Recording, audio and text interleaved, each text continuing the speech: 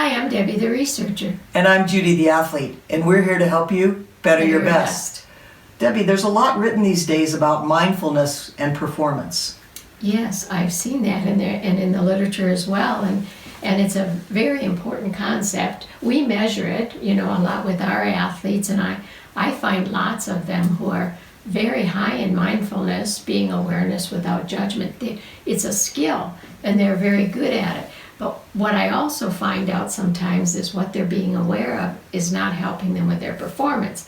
I go and look at maybe their scores on positive and negative affect, and positive's way too low, negative's too high, so I know they're probably thinking about all the things that can go wrong and missing and all of these things or what might happen, and so it isn't serving them.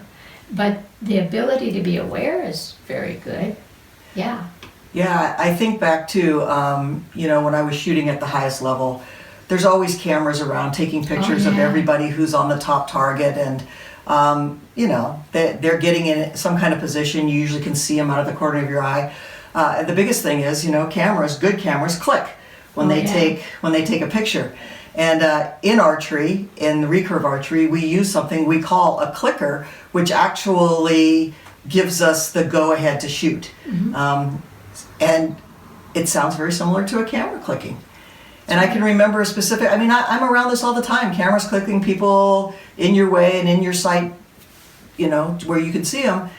But all of a sudden at this one tournament, all I could hear was the clicking of the camera. And instantly, for whatever reason, at this tournament, I went into, oh my gosh, I'm going to shoot off of that click instead of off of my own clicker. It was extremely distracting, and it's something that happened all the time. Wow. How'd you manage it? Well, I kind of went with what I know, and what I know is that my clicker is as much feel as it is the sound. Mm-hmm. And so I focused my energy on what is the feel of the clicker and what is my clicker and what's my focus on what I want. And I was able to get through it, but it was just really weird how at this one specific instance, the camera just took over. So what I'm hearing in the story you're telling, which is a very good one, is your awareness was good, of things going on around you, which could be important. And it was the meaning that you attached to it that probably would be the interference. It's like the fact that I might shoot on the clicker of somebody's camera instead of my own, and it was that issue that That's right. was disruptive, right? Right. So it isn't so much awareness is a very good thing. Being aware of what is going to serve you would be a very good thing. It was the judgment that's going to, that I'm somehow going to translate that as the click that I want to shoot. And the judgment that I wasn't strong enough to just be aware and not react to. Right, that's right.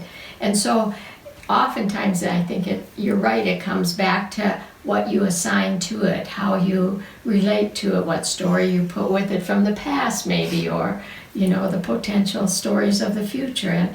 And really the awareness is fine without all the rest of it.